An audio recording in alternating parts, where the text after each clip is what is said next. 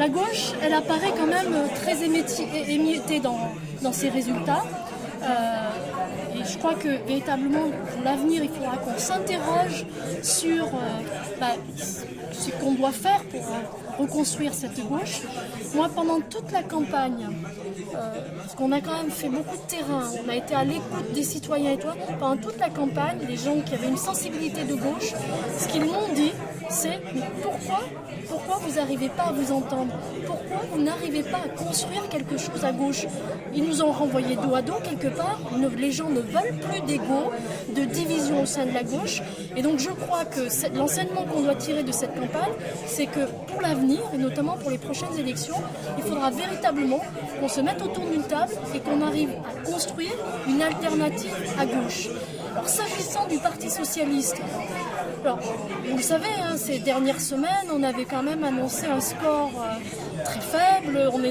Les sondages disaient que peut-être on ne passerait pas la barre des 5%.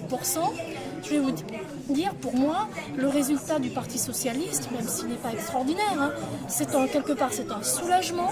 Ça veut dire qu'il y a encore un socle sur lequel on peut s'appuyer pour reconstruire l'avenir de notre Parti Socialiste. Mais cet avenir ne pourra pas se construire uniquement avec le Parti Socialiste. Inévitablement, il faudra une alternative à gauche.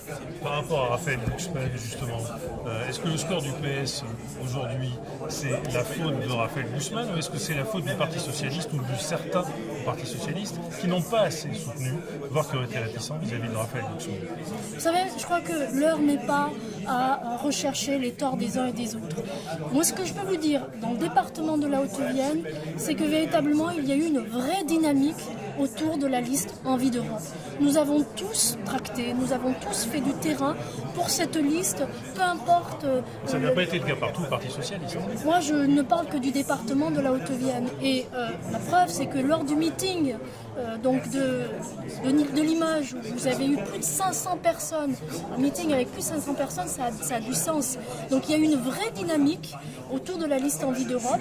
Avec Place Publique, nous, on a travaillé main dans la main, parce que véritablement, c'était notre liste. C'est pas la liste de Raphaël Glucksmann, c'est pas la liste du Parti Socialiste, c'était la liste qui était portée par le Parti Socialiste, Place Publique, Nouvelle Donne et le Parti Radical de Gauche.